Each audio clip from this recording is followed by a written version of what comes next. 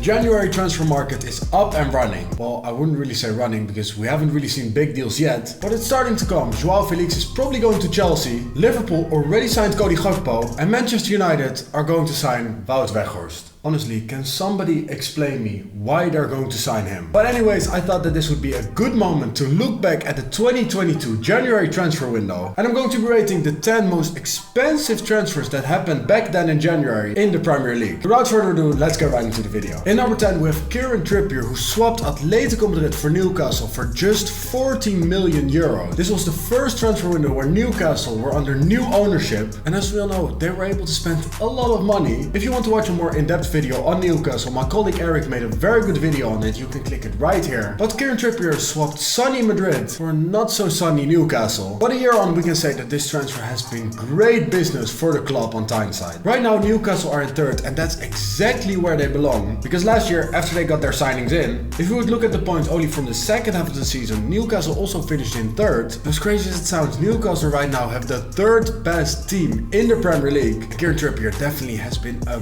big part of that. He has been insane for Newcastle. He's an insane fullback who this season alone already has 7 goal contributions. So it's safe to say that this transfer has been an insane success, especially if you think about the fact that Newcastle were relegation fighters before signing Trippier. So the only thing for me left to do is to give this transfer a 10 out of 10. We're starting with a bang immediately, but don't expect me to be this generous throughout the video, because I can already tell you there are a few stinkers in this list. But let's move on to the next player. And what a surprise, it's another player that signed for Newcastle in January. This transfer cost just 1 million more than Kieran Trippier's transfer at 15 million euros. And of course I'm talking about Dan Burn, who Newcastle signed from Brighton. And once again, this has been a stellar piece of business. Naturally, when a club becomes the most rich football club in the entire world basically, signing Dan Burn is not necessarily the first thing you think about. But in all fairness, saying that doesn't justify the quality that Dan Burn actually has, because he has been insane for Brighton before signing to Newcastle. And since joining the club, Dan Burn has been ridiculous for Newcastle as well. Like I said, he's not the most shiniest of names, but he's a very solid defender. And last night, Dan Burn made a dream come true. He scored his first goal for his boyhood club as Newcastle knocked out Leicester City in the Carabao Cup to go to the semi-finals. So once again, a great piece of business from Newcastle. So I'll give this transfer an 8.5 out of 10. Next up is a player that we talked about in the intro as well. Strangely enough, he comes from my home country, but I really don't like him as a footballer, because we have to talk about Manchester United target Wout Weghorst. I'll say it again for you guys if you didn't hear it yet. Manchester United target Wout Weghorst. Seriously, anybody at Manchester United, do you remember Wout Weghorst's spell in the Premier League with Burnley last season? The Dutch striker managed to score twice in 20 Premier League games as Burnley got relegated, and they paid 17.5 million for this guy. Essentially for him to do not really what they would have expected him to do. Because since 2016, Wout Weghorst managed to score at least 18 goals in all competitions for all the clubs he played for. Sure, he only played half a season at Burnley, but 2 goals really isn't that great if you'd ask me. So we've seen what this guy's capable, or actually better say not capable of. So why does Manchester United think that it's a good idea to bring him to the club? To be fair, I really don't understand. Maybe they only watched the Netherlands-Argentina game, saw him score twice, and thought, yeah, this is the guy we should actually buy. But I really don't believe that, because Erik ten Hag knows exactly what type of player he is, and yet he still wants to sign Wout Weghorst. But anyways, we're not going to talk about that. We're going to talk about this Burnley move, but I really think I already said enough. 2 goals in 20 Premier League games as a striker, a very prolific striker before he came to Burnley, but it's clear that he was a Burnley flop. He cost the club almost 20 million, so also that is not really that great. The club even got relegated, so I can't think of any positive for this move, so I'll give it a 1 out of 10. To be fair, I'm sorry, I can't give a higher grade than this one. Wout Weghorst to Burnley was an absolute flop, and I will give you guys an insight into the future. Wout Weghorst to Manchester United will also be a flop. The next player that we're going to talk about is Rodrigo Bentancur, who moved to Spurs from Juventus for 19 million, and this transfer actually has been fairly decent. At Juventus, Bentancur barely played, so a move away seemed like the right thing to do for him. But I don't think that he could have expected that this move would have gone so well, because right now he's one of the best players for Tottenham. I might be exaggerating a little bit, but he's actually actually really decent for the club. The only thing that's holding him back a little bit is that he had some injuries at the club, so he missed a few games here and there. But still, he's very solid for the club. I think that he perfectly fits the system. So I think a 7.5 is justified for Bentancur, taking into account that he had some injuries, so he didn't really play all the games, and Tottenham still really aren't performing very consistently. But like I said, a decent signing. I would give it a 7, probably pushing to a 7.5. So all in all, you could say that this is some decent piece of business from Tottenham. The next player that we're going to talk about is Julian Alvarez to Manchester City. He joined from River Plate for a fee of 21.1 million. The deal was made in January, but he joined the summer after. So he's only actually been at the club since the start of this season. They signed Alvarez before Erling Haaland, and naturally, of course, Erling Haaland is their first striker. But I'm not gonna lie, having Julian Alvarez as your backup striker actually is not that bad. So far in all competitions, Julian Alvarez already managed to get 10 goal contributions for Manchester City, 8 of which are goals, and it's especially impressive to think about the fact that he's not their first striker. For example, in the Premier League, he only played 23% of the available minutes. So his numbers at the club for a 22-year-old have been absolutely impressive. At the World Cup, this guy was such a revelation as well. Watching him for Argentina was such a joy. He was also the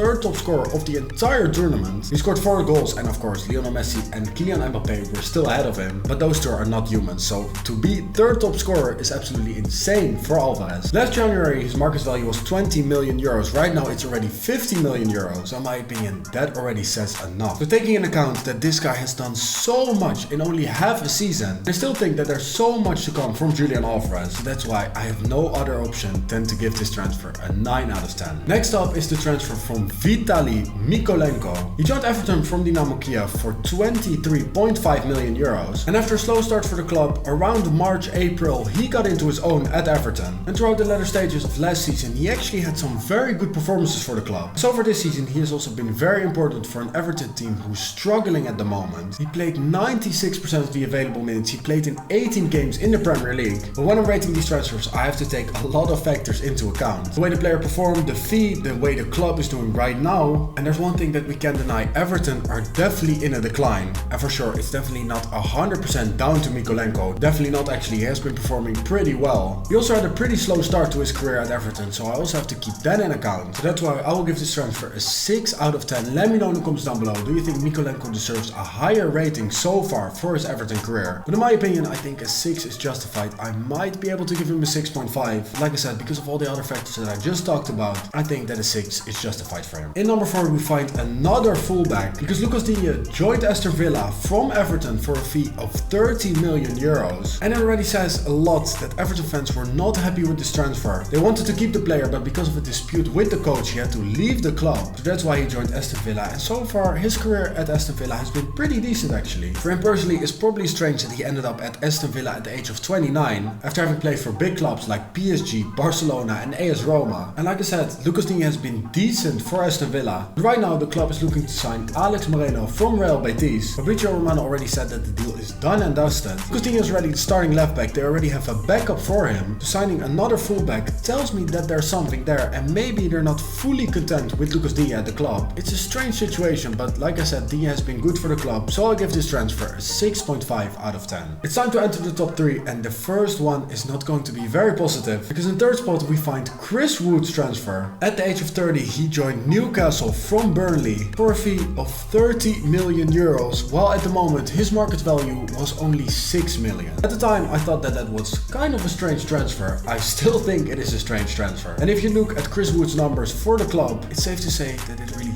didn't work out for Newcastle and the player. Since joining the club, Wood has only scored 5 goals in 38 games across all competitions, which is around 6 million per goal.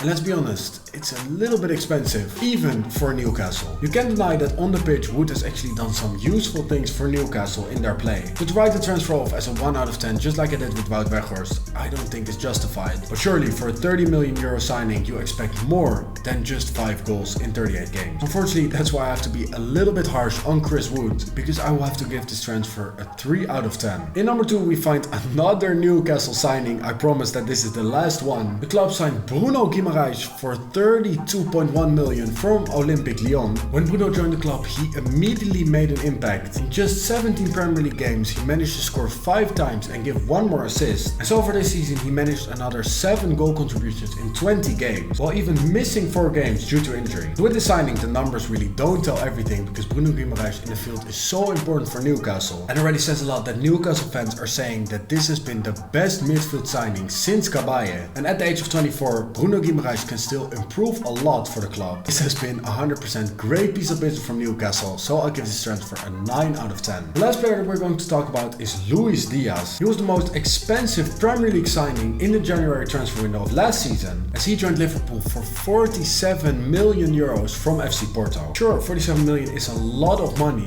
but just a year later it looks like this transfer has 100% been worth it. Not only has he been great for the club, because he got 18 goal contributions in 38 games, which is very impressive for somebody who just joined the Premier League. Business-wise, it also looks like this has been a great transfer, because right now his market value is 75 million euros, which is already way above the fee that Liverpool actually paid for the guy just a year ago. And again, at the age of 25, there's still a lot to come from Luis Diaz. He has a contract until 2027, so I think that Liverpool will have a lot of joy from this guy. But we also have to look at the other side of the coin. He has been injured quite a lot, and I still think that we're yet to see the best of Luis Diaz. And because of that, I will give it a 7.5. It has been a very good transfer. Business-wise especially, it has been spectacular, but I think that we're definitely going to see more from this guy. And when that eventually happens, this grade will definitely go up. So guys, that's the video done. Let me know in the comments down below, out of this entire list, which transfer do you think has been the best looking back a year after the transfers happened? Also feel free to let me know your ratings in the comments down below. And as always, like the video, subscribe if you're new to the channel, click my videos on the end screen right now, and I'll see you on the next video. Peace.